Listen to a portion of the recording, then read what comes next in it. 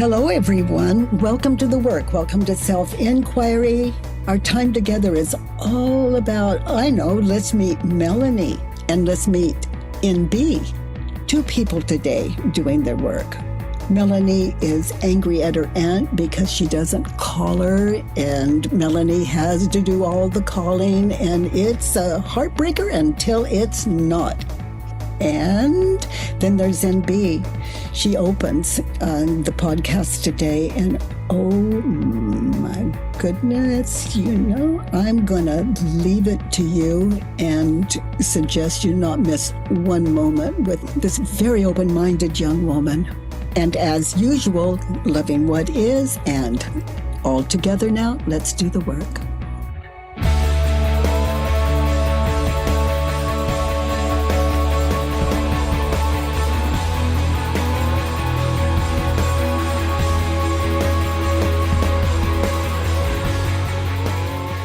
Good morning from California, you dears. Those of you new to the work today, welcome here. In this community, together, we identify the thoughts running through our head. We identify those thoughts. We move them from our head to paper on a Judge Your Neighbor worksheet. Always free on thework.com. You don't have to register, sign up, nothing. You just print. That's it. No trace, no nothing. There it is, yours. A way to identify the thoughts that cause all the suffering going on in your head, the cause of depression and any fear. Depression is fear. To identify those thoughts in any specific situation that your ego is offering up, the past, and take dictation as you fill in that worksheet. There's 6 questions on it, inviting you to identify what you were thinking and believing in that situation where you were so hurt, so wounded, so confused. You said things you didn't mean. You did things you didn't. We judge. As we move from our head to paper, the thoughts on that Judge Your Neighbor worksheet, we question them. We question those thoughts. So that's what we do today, those of you new to the work. And as we question the thoughts that causes all the suffering we're experiencing in any given situation. NB, you have a question? Hi. So I started doing the work a few weeks ago. Don't know if you remember. Oh, honey, whoa, what a trip, huh? Yeah, quite the trip, I admire anyone that has the courage to sit in these questions, or even fill in a Judge Your Neighbor worksheet, and it's like, I've printed so many. Like I've printed 20. Oh, that's so good. I have a question. After just a few weeks of doing the work, I realized most of my suffering is coming from this, like, resistance or hate, or this something in me closes, and I'm like, where does that come from? Yeah. Why? My quick answer to that is defense. It's where it comes from, defense. Like if someone holds a gun to my head and they say they're going to pull the trigger, and it's the last few moments, what could be the last few moments of my life? What is the cause of my suffering and my fear? What is the cause of my not being connected to the person holding the gun? Because, to harm another human being is a fearful state of mind. It's like a trance. So I'm looking at an innocent person that may be pulling the trigger any second. So defense is the first act of war. Where is the problem there? The man or woman that's going to shoot me, or what I'm thinking and believing? So what is the cause of my terror? What I'm thinking and believing? And who am I? Who am I without what I'm thinking and believing, which this practice gives us that kind of awareness. Yeah, because for all I know, they could be doing a joke on me. I don't know if they're going to pull the trigger or not. See, there is your there you are. There you know. And so all of a sudden you get curious. And all of a sudden, you see what's around you, where you are, how you are. You're in the presence of a fearful human being. If you believed what that person believed, how could you not point the gun, threaten, and potentially even pull the trigger? So who's in the most fear? You or the one with the gun? I can only know me. So I don't know. Boy, you've been doing your work. Yeah. So for me, I want to be present, and I want to be with that fearful human being, get connected and experience presence, awareness, a fearless state of mind. It could be the last moment of my life. I don't want to live it in fear. Now, this isn't something, those of you listen, this isn't something you can plan. This is something that comes authentically with your Judge Your Neighbor worksheets. And, even as you told me the story of somebody holding a gun, I have those moments of openness, but at the same time, that voice comes back, they're going to kill you. There's a persistence, there's a certainty that I almost There can't. is, honey. The ego is fighting for its life, and it's threatened, not the body. If something happens to the body, ego, mind, has no container. It is its death, identity. But this body doesn't think, care. It's a state of mind. The voice tells me it's smart that if somebody holds a gun to my head, what else are they going to do? Why would they? So it's saying, I'm actually smart. I'm doing some really smart calculations to protect you. So you must listen to me. And I don't know how to argue back to that statement. Yeah, so drop any argument. Get present. Argument is another term for war. Everywhere in my life, with any other human being, I started it. I started the war.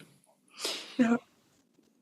And it's the war that we talked about. It's not the war with the other person. It's the war within us.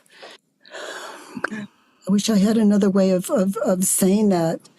I'm at war with the person with the gun, and it doesn't mean it's not right for me in this world to try to talk him out of it or dodge the bullet or run or be in terror. Yeah. It's just, that's the ego having hold of us. Just expect it. But in this work, we let the ego express its fear on that Judge Your Neighbor worksheet as though we're in that situation. And then we question it, and we begin to understand why people kill, how they hurt. And it gives us opportunity to look to ourselves. And then we can take care of one human being, just one, and that's ourselves. Yeah. And if we can't take care of that, the world is lost to us. Mm-hmm. It's lost to us. If I can't do it, I cannot expect the world to do it. Yeah. And understanding that allows me to be here with you by some grace. Yeah, I see it. Yeah, I see how if I go with the ego, actually I lose because I'm just in terror. But if there's curiosity and openness, then maybe I can have a conversation with the person holding the gun. Maybe I can actually save myself in that situation. But if I believe it, I freeze, I collapse. It's over. Yeah, it's like we've killed ourselves before the bullet's fired. We have us dead in our mind's eye. Yeah. Oh, honey, you have the gift of a very open mind. Oh, Yeah. isn't it amazing to be born into this world as, identity, as an I, as a you? Isn't it just incredible? And to wake up to reality, that's what this experience is about. This apparent being born into Earth. Yeah. I love that you're not missing the trip. Oh, I'm relieved. Yeah. Yeah. But it's just so persistent. It's so persistent. It's always there. And I've seen how it's never satisfied. It always wants something else, as if something else is better. It really believes that another reality is going to make me happy constantly. And the statement I wrote Because I was like, okay, so many thoughts. But the very root cause is I am angry with this moment because it feels empty and insufficient. Empty and insufficient? Yeah. It's empty. What is the situation where you're believing it's empty and insufficient? This was literally from last night before I went to sleep. I just felt like this moment was not enough because my mind is always like, okay, what can we do now? This is boring. This moment is not enough. It's boring. Yeah, it's boring. Yeah. Is it true? Be there now. You're going to bed. It's boring. Life is boring, insufficient, boring. Is it true? Feels like it's at times. Yes. But in that situation, life is boring. Be there now. Look around you. Look at your head. Look at the floor, the ceiling.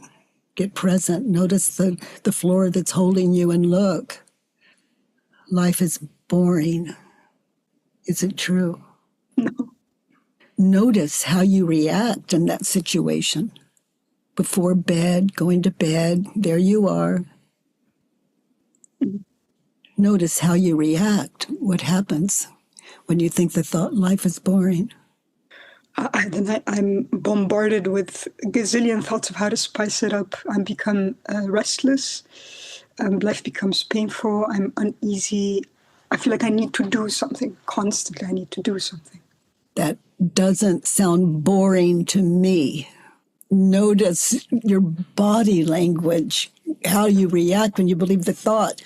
And what you just shared with us is running through your head. That's life. Standing there prior to getting into bed with all of that going on in your head. Mm. Who would you be without the thought, life is boring? Now be there in that same state of mind without the thought, life is boring. Get present. And I'm just sitting in bed with these thoughts, but they're creative thoughts. That's not boring, what you described to us. There's nothing boring about that. It could move you to tears. It could move you to frustration. It could move you to just slamming yourself in bed, frustrated. It could just, believing those thoughts. Yeah, because I wanted to sleep, but instead, I was just thinking of too many things. Yeah. So just let those things be in your head respectfully. Notice the images. Notice that's not you. That's not life. That is the ego. That is imagination. So you mean to say I must not try to silence those thoughts? Oh, I can't silence my thought, but I can respectfully thank them for sharing. It's like, let's say me in that situation, thank you for sharing. That's a good one. As I get in bed. Mm-hmm. And then as I lay in bed, is what I'm thinking and believing boring? Or am I being stimulated, depressed, and hopeless? Or am I all of that?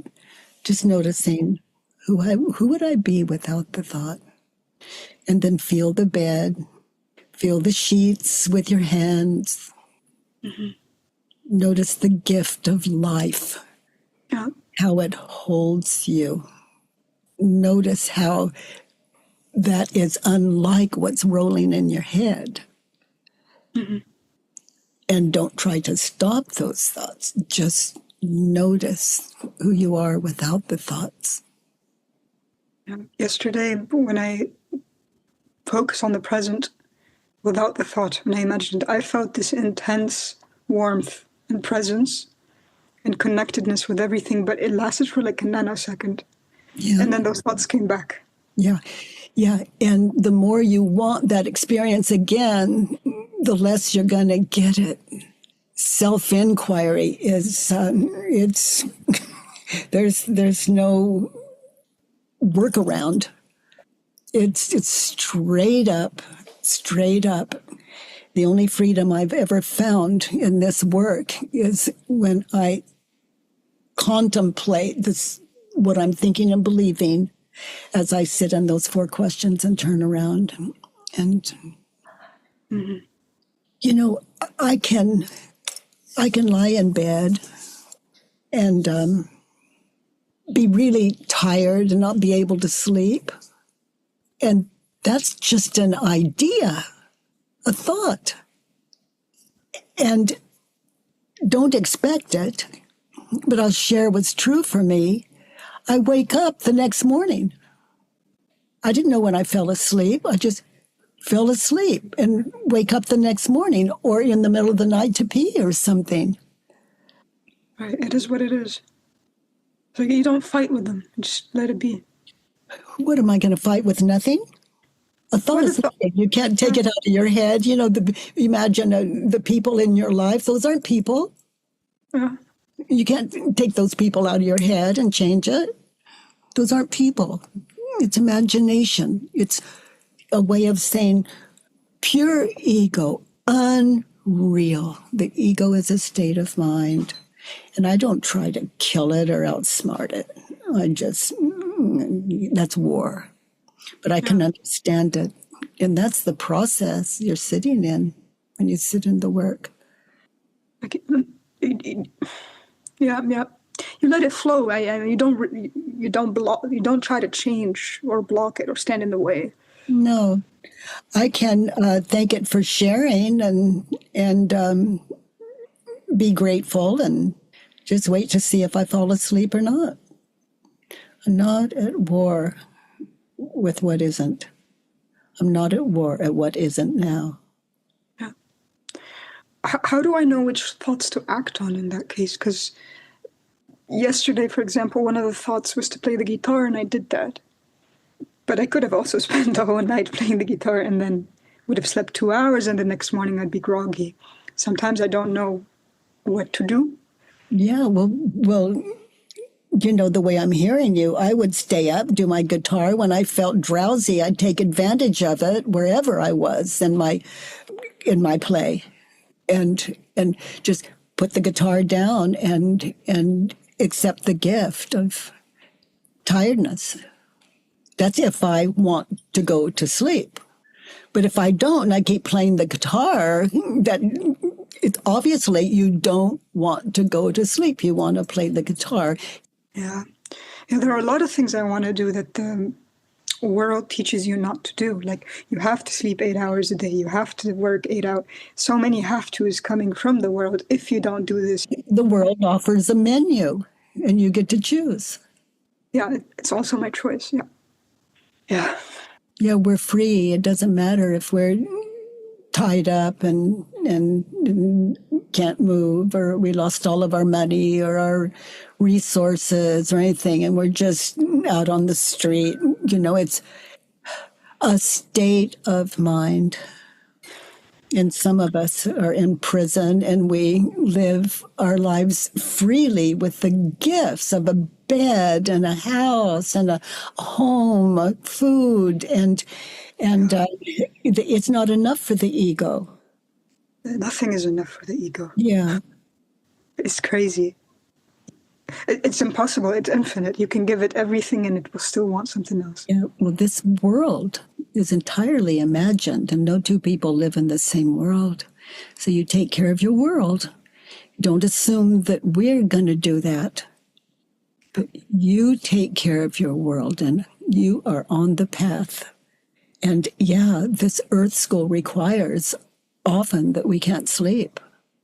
You know, I think most people would agree with that. It's difficult to go to sleep sometimes. That's true. But why is it difficult? We're awake with what we're thinking and believing. When you say the world is imaginary, what about physical properties of the world that are constant, like that the sun comes up every day in the schedule? What about that? I don't have any proof of that. I see the sun or the moon, and I imagine it came up. I imagine the world turns and all the science, yes, yes, yes, and earth, that. I see that, I understand that. Now, what about my world? What is my world? The way I see the world. The world as I believe it to be. That's my responsibility. If I can't find peace in it, then I can't expect other people to. So how come we have a common understanding of the sun? Well, we don't. You're believing we do. You could be right. Oh, yeah. That you can take that to a one belief at a time worksheet. All of those are on the work.com. Yeah, I can never know I can never be certain that we're seeing the same sun or the same moon. There's so much I could say about where you're going. But all I can say about it is you're on an extraordinary path. You have the gift of an open mind. I mean, it is scary because sometimes I'm like, so am I imagining you? Are you even real? And then I kind of feel like I'm losing my mind. So what is scary? Yeah, you are losing your mind, your ego. My ego is still alive. It'll pop in to test you. This is Earth School. Honey, I'm going to share this with you. And those of you new to the work, don't believe a word I say. Everything you need to know, you will find as you sit in a Judge Your Neighbor worksheet. And if something you hear here is helpful, then good on that. But no two people live in the same world. So I'm going to share with you, sweetheart. It's like, what world? Yours. Yep. I am who you imagine me to be. I can never be more or less than that. I'm in your world. In other words, I am who you imagine me to be. What about the objective reality? Like, if I just look at you without any meaning on top, just the image. Mm-hmm. That's a beautiful world. You're not at war. You're not trying to please me. I'm in your world. I am as you believe me to be. I can never be more or less. I love this world. What world am I talking about? The world as I imagine it to be. I love this world. This world is a privilege. It's a state of mind. But it can be hell when the ego pops in to own it. That is Earth School, to know the difference between what hurts and what doesn't. Yeah. You've got a gift. Yeah, I just heard, stay with it. Yeah, I just realized I can also never know it. That is a beautiful thing to understand. That leaves you as a good listener. There's nothing more exciting. Sometimes you can be so empty and what comes out is like a kind of bliss. And it's a container. It's like pain cannot compete with that kind of freedom. And you're a container, obviously, that's going for it. Where did this illusion come from that I can control anything? It's just something you've believed. When? My children, I tell them to do this and this, it likes me better, and they do that because of me. That's crazy. So I get to witness. No credit, no I, just witness, support, love. It's crazy when I just said, where did I get this idea from that I can control anything? I saw the past. You believed, and you didn't do it on purpose. You believed you in. If you go back to your first earliest memory, just meditate in that until you can find your first oldest memory. I believed. That is, you believed you in. I am. And you can see you were I am, like standing, 4 years old, first moment, firstborn. So we're not born of mind, of body, we're born of mind, identity. What about the people that gave me a name? Really? Really? You believed? Am I at fault when? Oh no! You're coming into grace, and the ego is just this is duality. The ego wants to I am, I need, I want. It's all on the worksheet 1 through 6. The ego, that is the ego's trick. I became aware of that on the floor in one moment, and that's where the worksheet came from.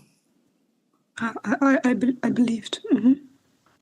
So I can go back to that moment where I believed and questioned it. It's true. I mean, I must, because when I'm born, I don't have this. I am. I don't have a name. I don't have anything. Yeah, you're born to your parents, but you're not until you're identified as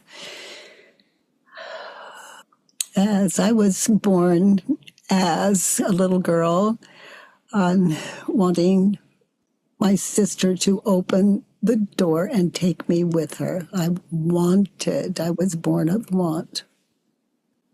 And I didn't know that then. It's just born of want. I wanted to go with her. I wasn't allowed. She didn't want to take me with her. I was born of want.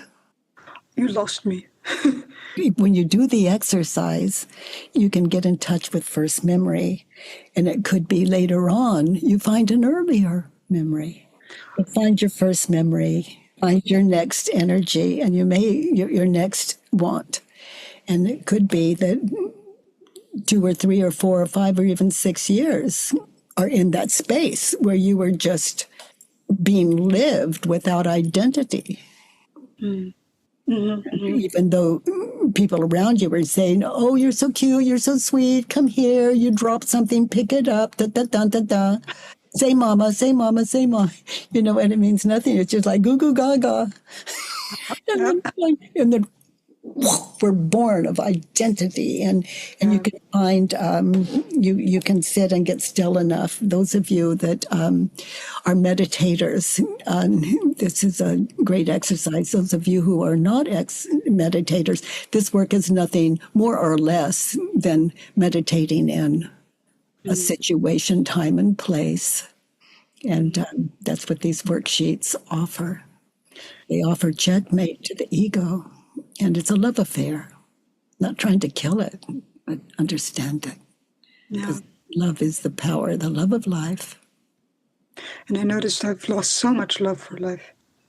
Not lost, but restricted. Like almost choking.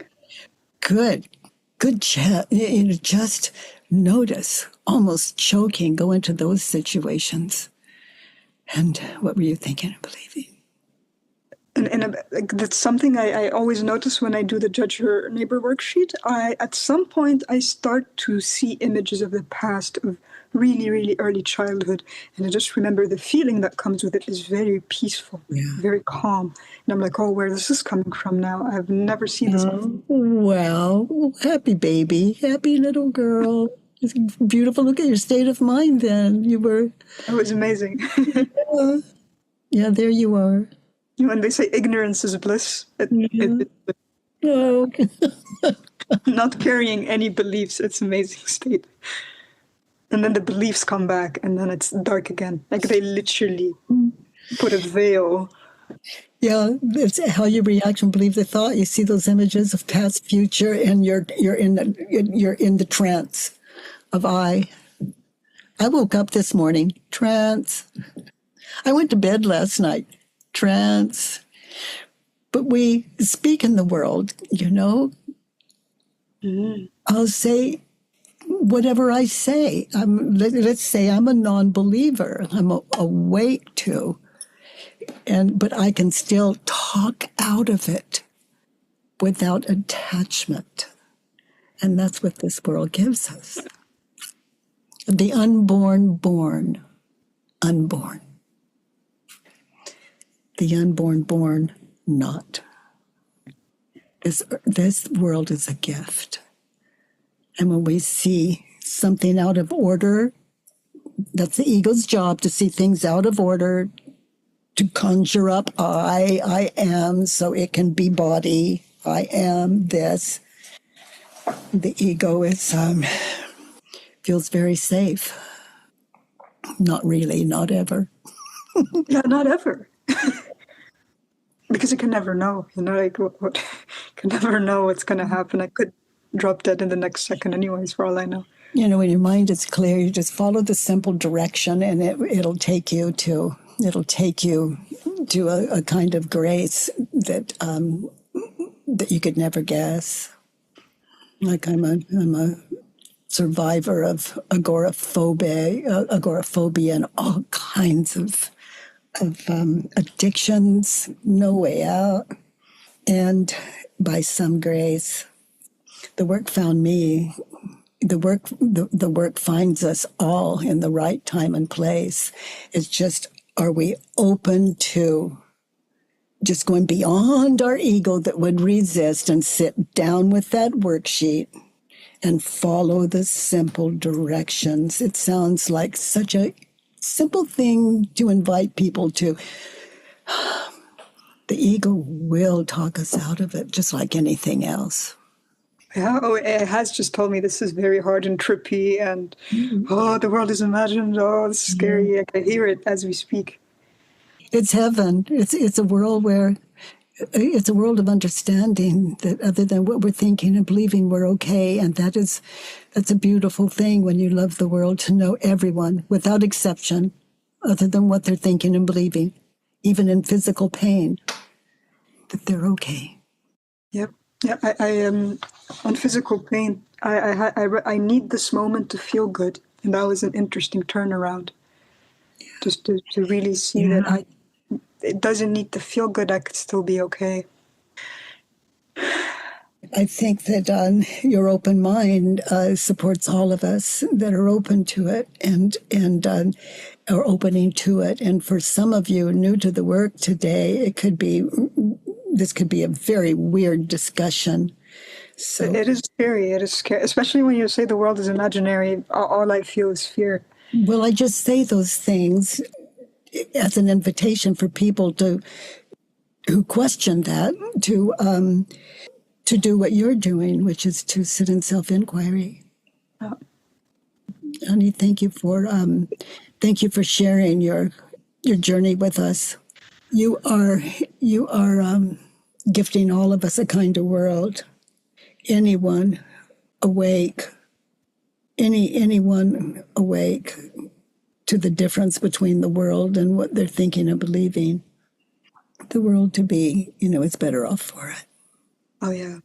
Because I see when I believe thoughts that are not true, all I create is havoc on earth. Yeah. It's violent. Yeah. Yeah, because you're a little powerhouse. I'm glad you found this, because that kind of power, you don't lose it. It just goes in a whole other direction. I can't be tired, but it doesn't mean I don't go to bed and sleep and say, I'm so tired, honey, I'm going to bed now. It's just away. Oh. All of you, there's nothing special going on here with me. It's just, don't even see it that way. It's just, I'm awake to everything you already are awake to. What you're thinking and believing overrides that wisdom, that freedom, that grace. And that's what we do here every Monday, Tuesday, Wednesday, those of you new to the work. Rio, honey, you have a question? Hi, yes. When you were speaking with NB, by the way, thank you for that whole thing. You had, when I was doing the work, and I've been doing it for a little bit, I noticed there's a lot of compassion and understanding. And I don't want to feel compassion and understanding. I know that sounds horrible, but I'm like... It doesn't, honey. I understand that. Like, I hate that I feel that. And I know that it's a good thing, but at some point... You hate that you feel... compassion and understanding. Yeah, Yeah, because the ego says I'm just too vulnerable. They're wrong. I'm going to speak up, and that's that. Well, honey, I'm a warrior.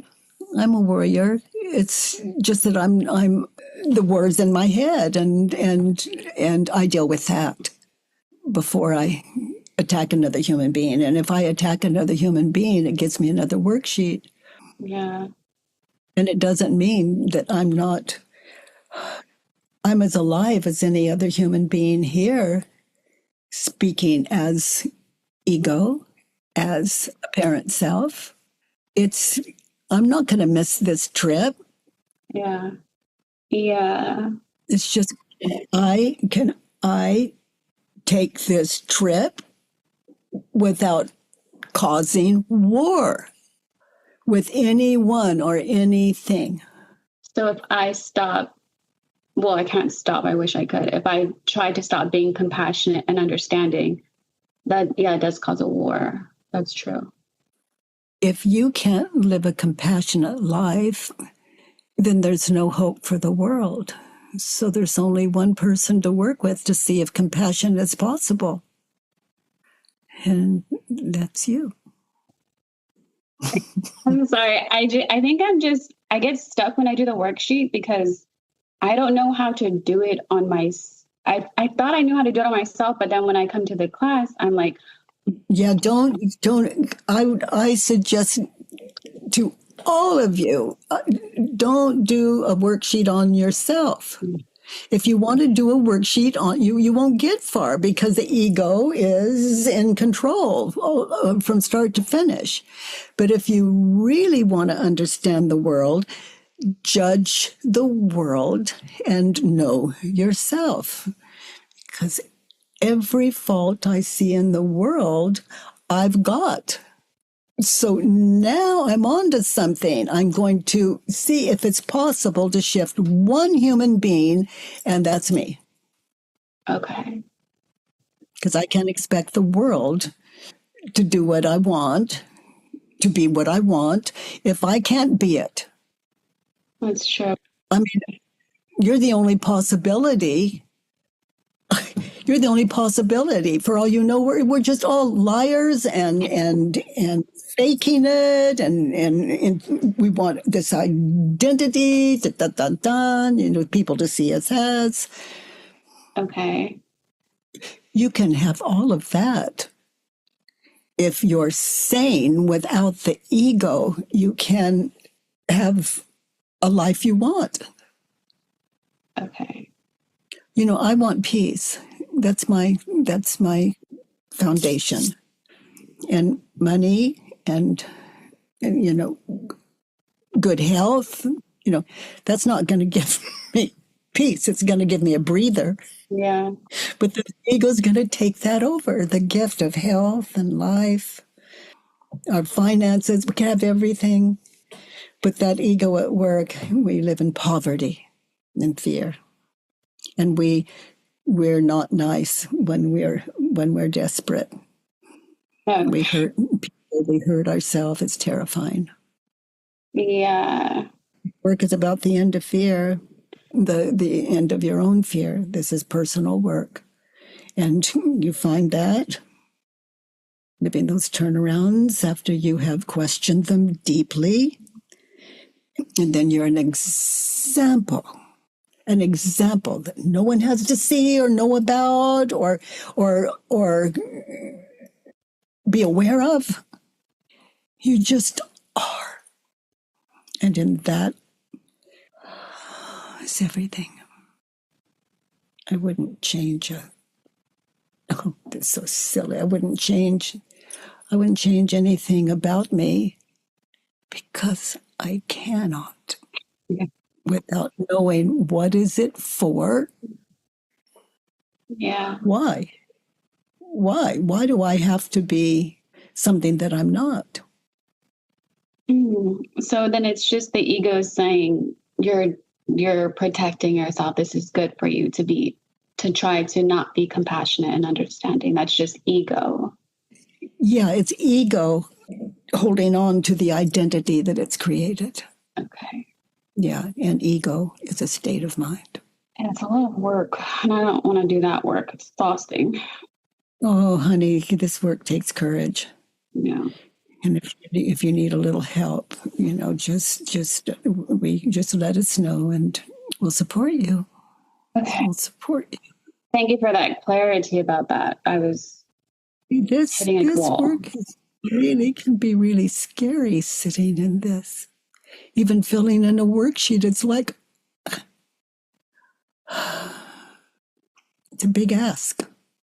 Yeah, but it's I when I hear you talk to everybody, I just feel so good after. It unravels so many different layers that I didn't even know were there, from children and parenting to being a child. I mean, there's just so many avenues where you think, oh, that's not my problem. Then you hear, and then it just clicks in your memory, and you're like, oh, I guess it is my problem. And I buried it, or it just was, just thank you. And to everyone that does this, thank you, because it helps so much. Boy, honey, you have the gift of an open mind. I love you popped in and shared that with us. Thank you. Thank you. Nikki. Hi. Hi, Nikki. Oh, wow. I so can't believe I'm talking to you. Oh, honey.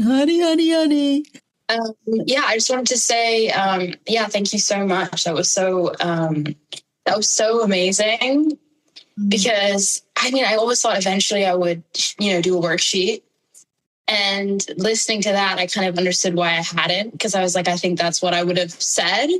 And it was so much more meaningful to hear someone else go through it, because you feel so much less alone. Yeah. And more connected. And it was weird because I feel like I came to the work fairly recently, but still within a year of like within this year. And I keep thinking back to like that first few weeks, because it almost was like I had no immunity to it then. It like really busted through. And I was too scared, I feel like, to fully open up. Like that sort of opening feeling, it like hurt. Like it literally, I thought I was going to die. So I couldn't do it. And I was afraid if I like left it, I could never come back to it almost, because I would build up a sort of immunity. I don't know how to describe it, but I've been thinking back to that time of that beginning so often. And it was like, even listening to, I think NB was the name. I don't know when I got, but listening to her talk about the thoughts, like the intellectual thoughts. And I remember realizing, like hearing them, like I remember that silencing and that being present, and then feeling how silly all my intellectual thoughts were. They were really just judging people. They were really just really, really petty judgments. And like when they were gone and I was looking at people that I would have pettily judged, I was like, oh, you're actually great. Like, that was such nonsense that I was listening to on a constant, like it was like a constant commentary of absolute nonsense that was wearing like a smart uniform of like, I'm so sorry. And it was always people that I was sort of afraid of as well. Like it was like people that I felt like wouldn't think I was their type of person. So I was gonna like preemptively be like, well, you're not like I'll reject you first, even though you're like in a YouTube video. Like we don't know each other. It's completely unnecessary. So yeah, it just really helped me. I'm definitely going to listen to it back again. Even the sleeping thing, like all these different things, I think I've always feel like even when I don't relate to the exact experience that someone's sharing with you, by about 1 second in, I relate to the truth behind it. Like I'm crying. It's something that's happened to me. It feels like, the first time where it literally felt like everything that was being said was just exactly what I would have said. So I'm so grateful, and it was so wonderful. The other thing I love about this community and this group is usually when someone talks a little bit too long or a little too fast or they are a little bit too emotive. In this context, it's like such a healing experience, because instead of being kind of pushed out, I feel like that's always brought in. And it's so healing to watch. Because even when I think, and I didn't think that at all this time, but even when I think, well, that's a lot to bring to 100 people. when I see your reaction, it's so beautiful. And I'm so grateful to that person for bringing too much, because it gives us all the chance to heal and realize it wasn't too much, you know? So anyway, I just want to say I had so many thoughts, you know, even what you were saying about the first experience, like it was just, I could just go on forever. And I'm so, so grateful. Thank you so much to both of you. And to everyone. Honey, I love what you say. It certainly tells me, no matter what this is, that I just am going to keep showing up for better or for worse. Thank you so much. I can't believe that I'm speaking to you. You're such a light. Like you're such a beautiful person.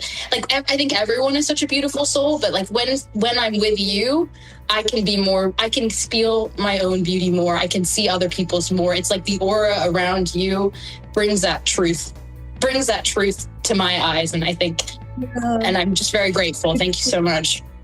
You know, as you're talking, it's like my mind is, it's, you're beautiful. Thank you. Oh my, you dears.